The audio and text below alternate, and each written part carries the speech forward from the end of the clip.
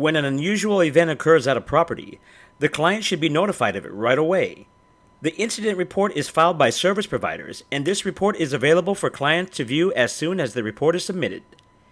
Incident reports are important for recording the details and images of that event. From your dashboard, select Jobs on the left navigation bar.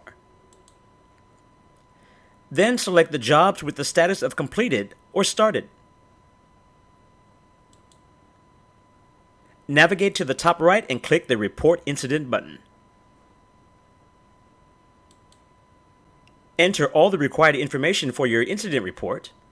Then you can drag an image or browse your computer for an image.